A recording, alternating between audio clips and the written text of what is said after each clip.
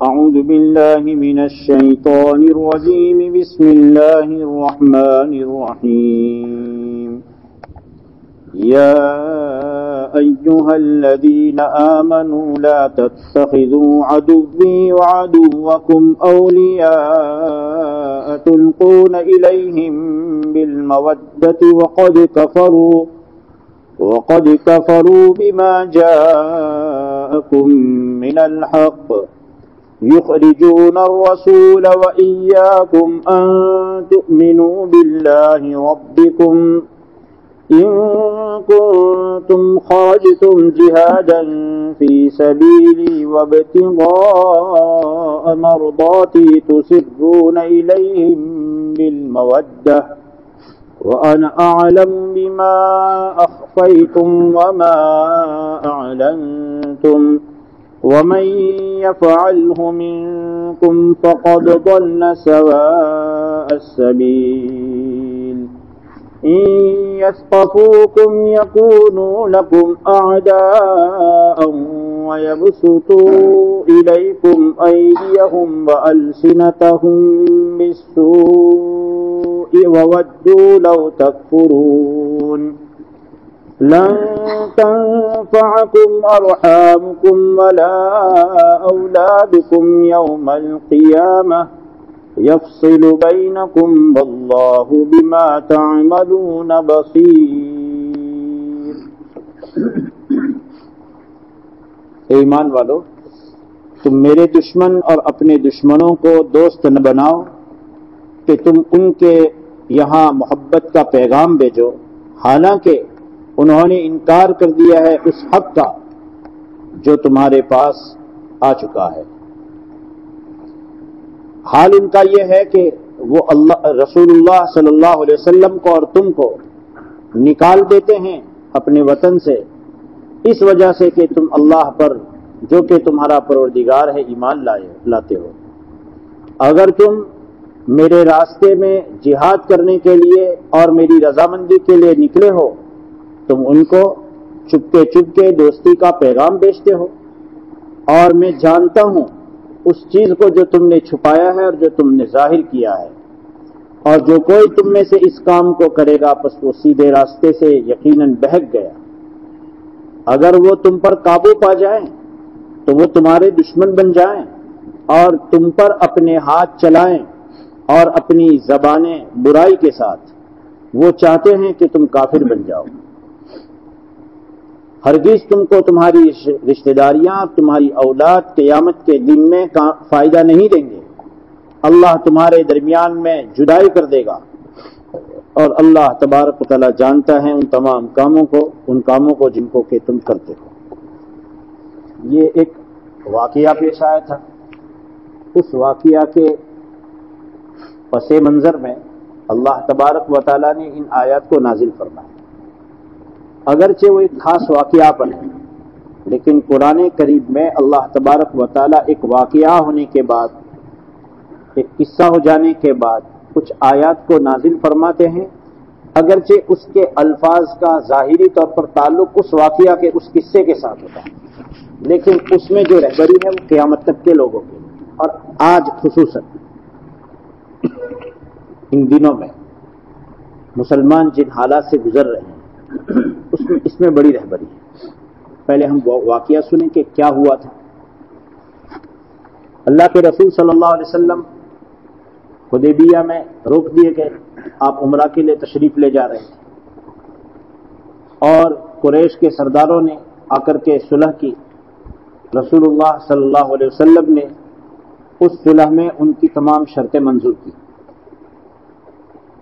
حضرت عمر رضی اللہ تعالیٰ عنہ برداشت بھی نہیں کر سکے، اللہ کے رسول کے پاس جا رہے ہیں، ابو بکر کے پاس جا رہے ہیں کہ کیا ہم حق پر نہیں ہیں؟ کیا ہمارا دشمن باطل پر نہیں ہے؟ کیا آپ نے خواب نہیں دیکھا ہے؟ سب کے جواب ہے کہ ہاں ہم حق پر ہیں، ہمارا دشمن باطل پر ہے۔ اللہ کے رسول نے خواب دیکھا ہے، لیکن یہ نہیں دیکھا کہ اسی سال عمرہ کر رہے ہیں۔ خیر لمبی بات ہو رہی، صلح ہو کر کے بغیر عمرہ ادا کیے ہوئے مشرکین کی شرط ہی واپس جاؤ۔ اللہ کے رسول صلی اللہ علیہ وسلم جو بیت اللہ کے اصل متولی ہے، لیکن آپ کو 20 کلومیٹر پر بیت اللہ ہے۔ حدیبیہ کا وہ مقام جہاں اللہ کے رسول صلی اللہ علیہ وسلم رکے ہیں، تقریباً وہ 20 کلومیٹر ہے۔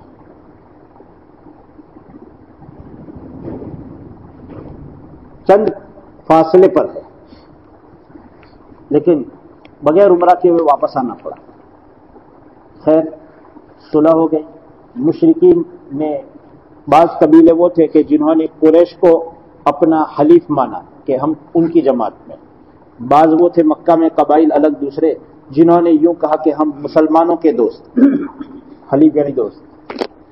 ایک عرصہ گزرتا ہے، جن لوگوں نے مشرکین کو اپنا دوست کہا وہ بھی اس صلح کے پابند، اور جن قبیلوں نے یوں کہا مسلمان ہمارے دوست، وہ بھی اس صلح کے پابند۔ وہ قبیلہ اس قبیلے پر، مشرکین کو جنہوں نے دوست بنایا تھا، انہوں نے اس قبیلے پر جنہوں نے مسلمانوں کو اپنا دوست کہا تھا حملہ کیا، اور مشرک قریش نے رات میں ہتھیار کی مدد کی۔ وہ یہ سمجھ رہے تھے 450-500 کلومیٹر مسلمان دور ہے، ان کو کیسے پتہ چلے گا۔ انہوں نے اطلاع بھیجی، اللہ نے بھی خبر دی۔ اللہ کے رسول صلی اللہ علیہ وسلم نے مکۃ المکرمہ کے ان قریش نے اور ان مشرکین نے جو صلح کی تھی، اس صلح کا بھنگ کیا۔ اس لیے آپ علیہ السلام نے اب چاہا کہ ان کو ان کی سزا ملے، اور اللہ کے گھر حرم میں جا کر کے کم سے کم خون ریزی ہو، خون نہ بہانا پڑے، ایسے ہی مکہ فتح ہو جائے۔ جبکہ صلح 10 سال کے لیے ہوئی تھی، 10 سال پہلے ان کو صلح توڑنا نہیں چاہیے تھی۔ نبی کریم علیہ الصلوۃ والسلام نے لشکر لے کر کے مکہ پر حملہ کرنے کی تیاری شروع کی، اور مدینہ سے مکہ جانے والی ساری خبروں پر اللہ کے رسول صلی اللہ علیہ وسلم نے بریک لگا دی کہ یہاں سے مکہ کوئی خبر جائے نہیں، تاکہ وہ اندھیرے میں رہے اور حملہ کر لے، وہ دوسرے قبائل کو اپنی مدد کے لیے بلا نہ سکے اور ہم پہنچ جائیں۔ جنگی پالیسی تھی، بے خبری میں حملہ کر دو۔ انہوں نے ہمارے ساتھ میں دھوکہ کیا ہے، تو اللہ کے رسول صلی اللہ علیہ وسلم جہاں نبی تھے، جہاں قوم کے ہادی تھے، وہاں جنگی سپہ سالار بھی تھے، اور ایسی حکمت عملی ان مسلم حکمرانوں کو کہ جن کے پڑوس میں ان کے دشمن ہیں، اللہ کے رسول صلی اللہ علیہ وسلم کی قیامت تک کی رہبری تھی، وہ اختیار کرنی چاہیے۔ اللہ کے رسول صلی اللہ علیہ وسلم کا عمل صرف نماز کے لیے رہبر نہیں ہے، وہ میدان میں بھی لوگوں کے رہبر ہے۔ ایک صحابی تھے جو مہاجر تھے، ہجرت کر کے آئے ہوئے تھے، لیکن ان کا خاندان وہ مکے کا اصل خاندان کے نہیں تھے، دوسری جگہ سے آئے ہوئے تھے، ان کا کوئی خاندان کا شخص وہاں نہیں تھا، بیوی بچے تھے۔ اللہ کے رسول صلی اللہ علیہ وسلم یہ تیاری کر رہے ہیں تو انہوں نے ایک خط لکھا قریش کے سرداروں کے نام، اور جس میں اللہ کے رسول صلی اللہ علیہ وسلم تیاری کر رہے ہیں اس کی خبر ان کو دے دی۔ نبی علیہ الصلوۃ والسلام کے پاس جبرائیل علیہ الصلوۃ والسلام آ رہے ہیں اور یوں کہہ رہے ہیں، نہیں بتا رہے ہیں کہ کس نے بھیجا ہے، وہ نہیں، ایک عورت جا رہی ہے، اور جو گانے والی ہے، گویی عورت ہے، وہ عورت اس کے ساتھ میں ایک خط ہے، اس کو واپس منگواؤ۔ اللہ کے رسول صلی اللہ علیہ وسلم نے اپنے چچازاد بھائی اور اپنے داماد حضرت علی، حضرت مقداد اور ایک تیسرے صحابی، ان تینوں کو کہا کہ جاؤ، جیسے خبر دی ہے وہ بات پکی ہوتی ہے۔ روضہ خاک ایک جگہ کا نام ہے، اس جگہ پر ایک عورت ملے گی، اس عورت کے پاس چٹھی ہے، وہ پکڑ کر لاؤ، عورت نہیں صرف چٹھی لے آؤ۔ یہ حضرات گھوڑوں پر سوار ہو کر کے بہت تیزی کے ساتھ نکلے، ایک عورت کو اس جگہ پر دیکھا کہ جا رہی ہے مکہ کی جانب، اس کو روکا اور کہا تیرے پاس جو خط ہے وہ دے۔ اس نے کہا میرے پاس کوئی خط مت نہیں ہے۔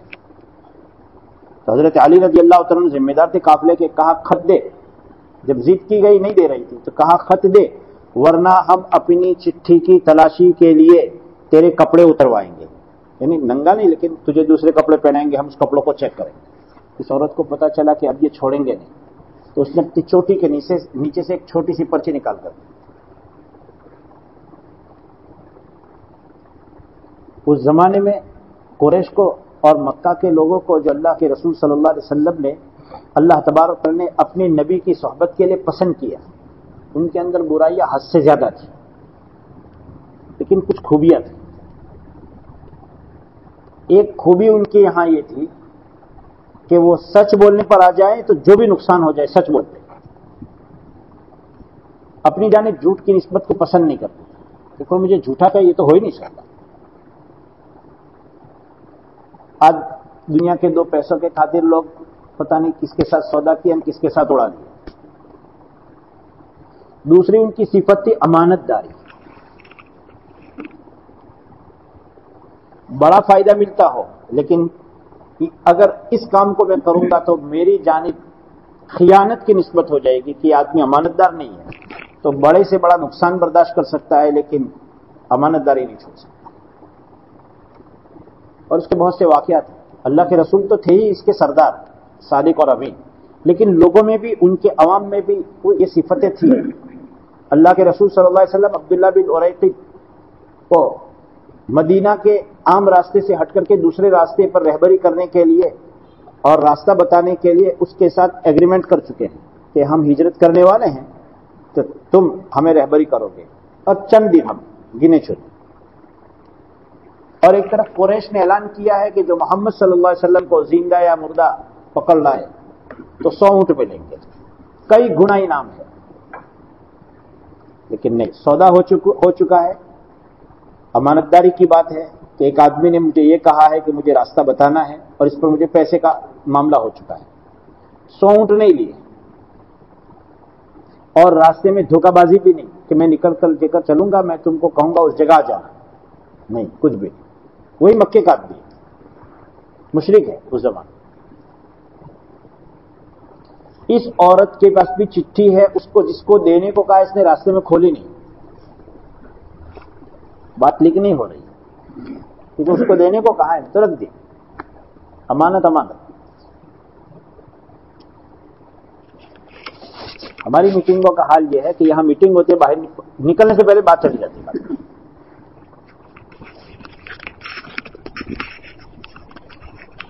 قوموں کی کامیابی کا یہ راز ہے کہ ان کے چھوٹوں اور بڑوں میں، ان کے مقتدا میں اور ان کے مقتدیوں میں، قوم کی رہبری کرنے والے اور قوم میں امانت داری ہو، راز کو فاش کرنا نہ ہو۔ خیر، اس صحابی نے یہ خط لکھا ہے، یہ تینوں حضرات بھی چپ چاپ لے کر اللہ کے رسول کو پیش کر رہے ہیں۔ رسول اللہ صلی اللہ علیہ وسلم نے خط کھولا تو اس میں لکھا ہوا ہے حاتب بن بلتعہ کی جانب سے قریش کے سرداروں کے نام ایک پیغام کہ محمد رسول اللہ صلی اللہ علیہ وسلم تم پر حملہ کرنے کی تیاری کر رہے ہیں۔ آپ علیہ السلام نے حاتب کو بلایا، بھائی حاتب کیا ہے؟ کہا یا رسول اللہ میرے اوپر فیصلہ کرنے میں جلدی نہ کیجیے، میری بات سن لیجیے۔ آپ علیہ السلام نے فرمایا بتاؤ۔ کہا میں نہ مشرک ہوں اور نہ میں منافق ہوں، مجھے اس بات پر پورا یقین ہے کہ اللہ تبارک و تعالیٰ نے آپ کو کامیاب کرنے کا فیصلہ کیا ہے، آپ کو غلبہ دینے والے ہیں وہ، اور آپ کا دشمن ذلیل ہوگا، اس پر مجھے چڑھتے سورج کی طرح یقین ہے۔ لیکن یہ جتنے مہاجر میرے بھائی ہیں ان سب کا خاندان کا کوئی نہ کوئی مکے میں موجود ہے، اس کے بیوی بچے وہاں رہ گئے، میرے بھی بیوی بچے وہاں ہیں، میرا قریش میں کوئی نہیں ہے کہ جو ان کو سنبھالے۔ لیکن اس زمانے میں بھی لوگوں کے اندر خوبی ہوتی تھی کہ کوئی کسی پر احسان کر دے تو اس کا احسان یاد رکھتے تھے۔ میں چاہتا تھا کہ قریش پر احسان کر دوں، وہ میرے بیوی بچوں کو سنبھالیں گے جب تک کہ ان کے لیے یہاں آنے کا راستہ نہ بنے، اور وہ تیاری کریں گے۔ اللہ نے آپ کے لیے غلبے کا فیصلہ کیا ہے، وہ کچھ بھی تیاری کر لیں، آپ کے غلبے کو وہ روک نہیں سکتے، اللہ کے فیصلے کو وہ مٹانے والے نہیں ہیں۔ میں تو اپنی ذاتی ایک غرض کے لیے میں نے یہ کیا تھا۔ آپ نے فرمایا حاتب صحیح کہہ رہے ہیں۔ حضرت عمر فاروق رضی اللہ تعالیٰ عنہ، ان میں حمیت دینی بہت تھی، دینی غیرت۔ اپنا کچھ بھی نقصان ہو جائے لیکن دین کا نقصان ہو وہ تو بالکل نہیں۔ اللہ کے رسول صلی اللہ علیہ وسلم کو اللہ تبارک و تعالیٰ نے منافقوں کے متعلق یہ فرمایا ہے، آپ ان کے لیے معافی مانگے نہ مانگے، اللہ ان کو معاف نہیں کرے گا۔ عبداللہ بن ابی بن سلول منافقوں کا سردار ہے، امی جان حضرت عائشہ پر تہمت لگانے والا وہ غزوہ بنو المستلق یا غزوہ مریسی سے واپسی میں اس نے یہ کہہ دیا تھا کہ مدینہ میں پہنچ کر کے ہم عزت والے ذلت والوں کو یعنی مہاجر صحابہ کو بھگائیں گے مدینہ سے، مدینہ خالی کرو۔ اس نے یوں کہا تھا کہ یہ محمد کے پاس یہ مہاجر جو ہیں سب بھکاری لوگ، کہ تم کھلاتے اس لیے رہتے ہیں، ان کو کھانا دینا بند کر دو۔ ایسی بہت سے واقعات ہوئے، لیکن ان کا بیٹا، اس کا نام بھی عبداللہ، وہ پکا صحابی تھا۔ اس نے اللہ کے رسول صلی اللہ علیہ وسلم کو کہا کہ میرے باپ کی وفات ہو گئی، اپنی ذرا چادر مجھے اپنے ابا کو کفن دینے کے لیے دے دیجیے۔ اللہ کے رسول نے دے دی۔ کیوں؟ اس لیے کہ اس نے ایک احسان کیا تھا۔ حضرت امیر حمزہ اونچے قد کے تھے، چادر ان کے شہید ہونے کے بعد تنگ پڑ رہی تھی، عبداللہ بن ابی بن سلول کی چادر ان کے بدن پر سیٹ ہو رہی تھی۔ اللہ کے رسول صلی اللہ علیہ وسلم نے کہ میرے چچا پر اس نے احسان کیا تھا تو چچا باپ کا درجہ رکھتا ہے، آج میں اس کا احسان کا بدلہ دنیا ہی میں دے دوں، آخرت میں وہ مانگ نہ سکے۔ اور ان کا بیٹا پکا صحابی تھا، حالانکہ اپنے نبی کی توہین کی ہے تو تلوار سونٹ کر کے مدینہ کے باہر کھڑا ہو گیا کہ گھسنے نہیں دوں گا۔ پہلے ایسا کہ میں خراب آدمی ہوں، میں ذلیل ہوں، محمد اور ان کے ساتھی عزت والے، پہلے بول۔ کہا کہ تو میرا بیٹا ہے، پہلے یہ بولنا پڑے گا ورنہ گردن کاٹ دوں گا۔ تو نے نبی کو ایسا کہا کہ اور نبی کے ساتھیوں کو کہ وہ ذلیل ہے، ایسا کہ میں ذلیل۔ اللہ کے رسول کو سفارش کرنی پڑی تب مدینے میں انٹری کرنے دی۔ ایک طرف غیرت، اللہ کے رسول سے محبت اتنی ہے، پھر ساتھ میں اللہ کے رسول سے کہا کہ میرے باپ پر آپ نماز جنازہ پڑھیے اور ان کے لیے استغفار کیجیے۔ کہا کوئی نہیں، تیار ہو جائے تو مجھے خبر دینا۔ اللہ کے رسول نماز جنازہ پڑھنے کے لیے جا رہے ہیں، کس کی؟ جس نے مدینہ میں کئی موقع ایسے آئے ہیں کہ اللہ کے رسول صلی اللہ علیہ وسلم اور آپ کے صحابہ کو ستایا ہے، امی جان پر تہمت لگانے کے لیے خود سائڈ پر رہ کر کے ایسی ہوا چلے خود بچ گیا، دوسرے پھنس گئے۔ اور کوئی آدمی اس کی بیوی جبکہ خوب پاک دامن ہو، اور یہ تو آسمان سے گواہی پاک دامن کی، اس کے باوجود ہمارے جیسا آدمی ہو تو زندگی پر نام لینا بند کر دے۔ لیکن اللہ کے رسول نے بند نہیں کیا، نماز جنازہ پڑھنے کے لیے کھڑے ہو گئے تو حضرت عمر آگے آ گئے۔ تحول تو کہہ رہے ہیں، میں گھوم کر کے اللہ کے رسول کے سینے پر آ گیا اور کہا اللہ کے رسول ایسا منافق آدمی جس نے یہ کیا اور سنانا شروع کر دیا۔ پورا مجمع کھڑا ہے، اس کے خاندان کے لوگ کھڑے، لیکن دین کی حمیت حضرت عمر میں اتنی تھی کہ اپنا نقصان جھیل سکتے تھے لیکن برداشت نہیں کر سکتے تھے۔ تو حضرت نبی کریم علیہ السلام مسکرا رہے ہیں، روایت میں مسکرا رہے ہیں حضرت عمر کی باتوں کو سن کر کے۔ اللہ کے رسول نے ڈانٹا کیوں نہیں؟ اللہ کے رسول صلی اللہ علیہ وسلم اس پر نظر رکھتے تھے کہ عمر کا یہ جو حال ہے وہ دینی غیرت کا اثر ہے، مقصد پر نظر تھی کہ یہ کس مقصد کے لیے اٹھیں، کس سبب سے اٹھیں۔ تو کبھی کوئی آدمی چھوٹے درجے کا ہو، عمر چھوٹے ہی درجے کے تھے اللہ کے رسول صلی اللہ علیہ وسلم کے مقابلے میں رضی اللہ عنہ، لیکن کام کرنے کا سبب جو تھا، بولنے کا سبب، اس سبب میں وہ سچے تھے، تو اس کو برداشت کیا اللہ کے رسول نے۔ اور برداشت کیسے کیا؟ کئی لوگ کھڑے ہیں، دوسری روایت میں ہے کہ حضرت عمر فاروق رضی اللہ عنہ نے کھینچا اللہ کے رسول کو کہ اس کی نماز مت پڑھائیے۔ کوئی آدمی اب عزت والا آدمی ہو، کسی کے جنازے پر ہم میں سے کسی آدمی کو اس کے 10-20 لوگ ماننے والے ہوں اور کوئی آدمی آ کر کے کھڑا ہو جائے اور کھینچے کہ نہیں ان کی نماز کیسے پڑھیں گے آپ، ان کی سفارش کیسے کریں گے؟ تو اس آدمی کو بھی غصہ آ جائے گا کہ اب اتنا لحاظ بھی نہیں ہے کہ اتنے ماننے والے ہمارے لوگ ہیں اور یہ ایسی بے عزتی کرتا ہے. اللہ کے رسول کچھ بھی نہیں, مسکرا رہے ہیں, جواب دے رہے ہیں. اور جب زیادہ روکنا چاہتے ہیں کہا اخر انی یا عمر, عمر پیچھے ہٹو, مجھے اللہ نے روکا نہیں ہے, مجھے اللہ نے اختیار دیا ہے. تم معافی مانگو نہ مانگو, وہ اللہ کا کام ہے, معاف کرے نہ کرے. بلکہ اور مزید اللہ کے رسول صلی اللہ علیہ وسلم نے فرمایا کہ مجھے اگر معلوم ہوتا کہ 70 مرتبہ سے زیادہ اگر میں بخشش مانگتا ان کے لیے اور اللہ معاف کر دیتے تو لزدت, میں 70 سے زیادہ بھی معافی مانگتا. کتنا بڑا دل تھا اللہ کے رسول صلی اللہ علیہ وسلم. لیکن حضرت عمر رضی اللہ عنہ میں ایک حمیت تھی. اس معاملے پر بھی حضرت عمر نے فرمایا کہ یا رسول اللہ اجازت دیجئے میں اس منافق کی گردن مار دوں. اللہ کے رسول صلی اللہ علیہ وسلم نے فرمایا اے عمر, تم نہیں جانتے یہ بدر والوں میں سے ہیں, اور تم نہیں جانتے کہ اللہ نے بدر والوں کے متعلق کیا فرما رکھا ہے. تمہیں کیا پتا کہ بدر والوں تمہیں جو کرنا ہو کرو, میں نے تمہارے سارے گناہ معاف کر دیے. اللہ نے پہلے سے اعلان کر رکھا ہے. حاتب صحیح کہتے ہیں کہ انہوں نے اپنے ایمان میں پختہ ہونے کے باوجود اپنے بچوں کے بچانے کے لیے ایک ظاہری سبب اختیار کیا ہے, یہ منافق نہیں ہے. اس پر اللہ پاک نے یہ آیت نازل فرمائی کہ ٹھیک ہے نبی نے عذر قبول کر لیا, لیکن معاملہ چھوٹا نہیں تھا. جنگی اعتبار سے, جنگی تیاری میں اور میدان میں دو فوجیں آمنے سامنے ہو تو حقیقت میں حضرت عمر کا فیصلہ صحیح تھا. ایسے آدمی کی گردن مارنی چاہیے.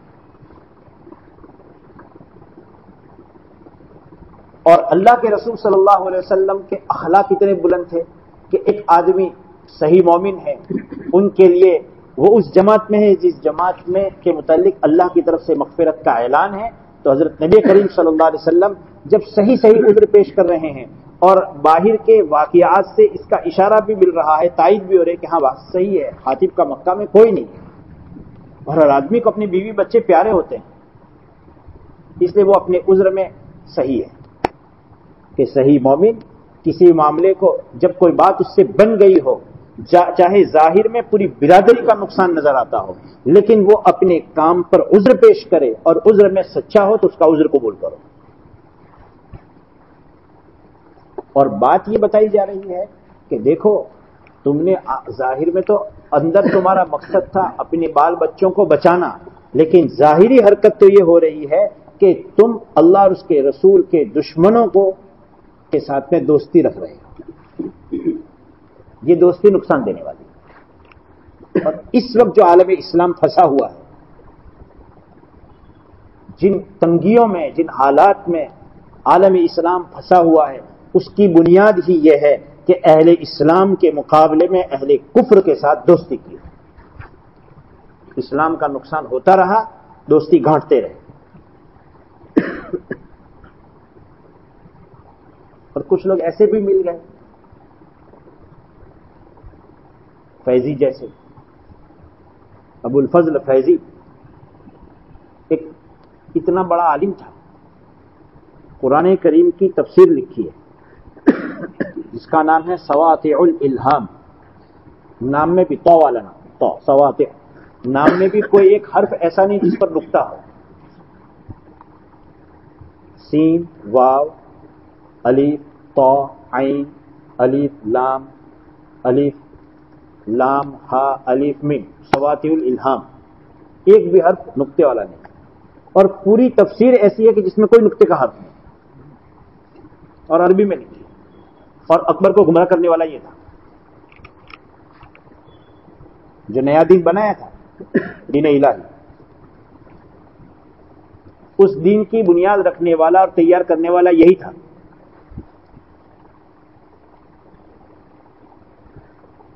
اس لیے بہت بہت اہم چیز ہے کہ آدمی کے پاس علم ہو اور لوگوں کو پھر وہ گمراہ کرے. یہ ناممکن نہیں ہے, یہ ناممکن نہیں ہے. اس لیے اللہ تبارک و تعالیٰ نے فرمایا فاسألوا اہل الذکر ان کنتم لا تعلمون. تم علم نہیں رکھتے ہو تو ہونا یہ چاہیے تھا اللہ تبارک و تعالیٰ کے کلام میں کہ تم علم نہیں رکھتے ہو تو علم والوں کو پوچھو. لیکن اللہ یہ نہیں فرماتے تم علم نہیں رکھتے ہو تو اللہ کو یاد رکھنے والوں کو پوچھو. بولنے والے تو دنیا میں بہت آئے،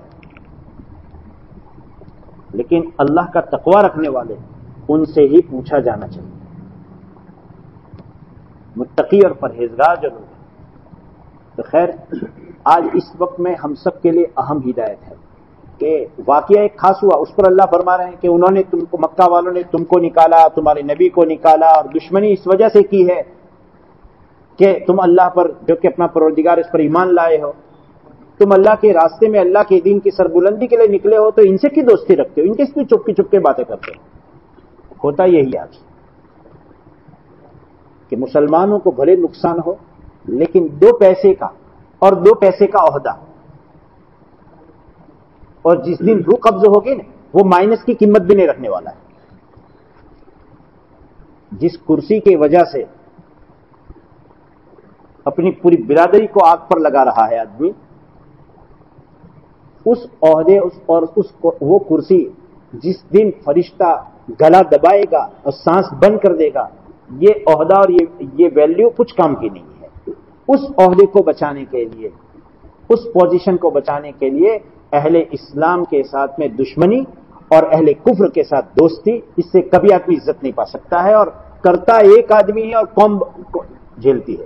اس لیے ایک حاتم اکیلے، جبکہ آسمان سے ان کو نصرت خداوندی کے اترنے کا یقین ہے، نبی زمین پر موجود ہے، لیکن پھر بھی اس دوستی کو اللہ تبارک و تعالیٰ نے رکوانا چاہا کہ نہیں، یہ نہیں ہو سکتا.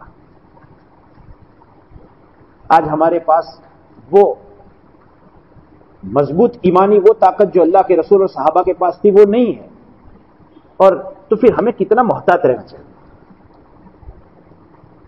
لیکن ایسے واقعات ملتے ہیں کہ بہت دکھ ہوتا ہے. ہمیں بھی کہا جاتا ہے کہ بہت چوکنا رہنے کا. چائے پر خبری کا کام کرتے ہیں، چائے پر 100 روپیہ تو بہت ہو گئے. لیکن خیر ہم تو زمین کے نیچے اور آسمان کے اوپر کی بات کرتے ہیں. کسی کی حکومت سے ہمیں کوئی لینا دینا نہیں. کوئی آئے جائے، کوئی آیا کوئی گیا، اس سے کوئی فرق ہمیں پڑتا نہیں. ہم تو اپنے قرآن کی بات. لیکن پھر بھی یہ کہ مسلمانوں کو جو نقصان ہو رہے ہیں ان کی بنیاد یہی ہے کہ مسلمانوں کو چھوڑ کر کسی کو اپنا جگری دوست بنانا بہت بڑا نقصان کا کام ہے. اور آدمی کس لیے کر رہا ہے کہ 2-4 پیسے کے لیے. اللہ نے آخری آیت میں فرما دیا یہ مال، یہ اولاد کل قیامت کے میدان میں اور یہ رشتہ داریاں کچھ کام دینے والی نہیں. جو مومن ہوگا، متقی ہوگا، الاخلاء یومئذ بعضهم لبعض عدو الا المتقین. دوست ایک دوسرے کے اس میدان میں دشمن بن جانے والے ہیں. کوئی دوستی وہاں رہنے والی نہیں. ہاں دوستی رہے گی تقوی کی بنیاد پر، رشتہ داری رہے گی تقوی کی بنیاد پر. تقوی ہوگا وہ رشتہ داری رہے گی، تقوی نہیں تو کچھ نہیں.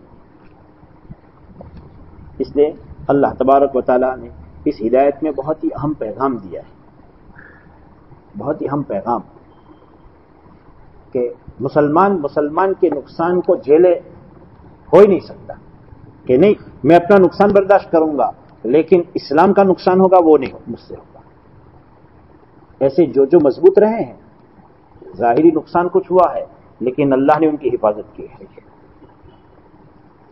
انگریز بھی جب یہاں تھا اس وقت بھی ان کے قدم جو جمے تھے، اس وقت میں میر جعفر اور میر صادق جیسے غدار آئے تھے تبھی نقصان ہوا ہے. اور ہمارے علماء دیوبند نے ایک مہم جو ملک کی آزادی کے لیے جو چلائی تھی وہ کامیاب اسی لیے ہوئے تھے کہ ان میں غدار نہیں تھے ایسے.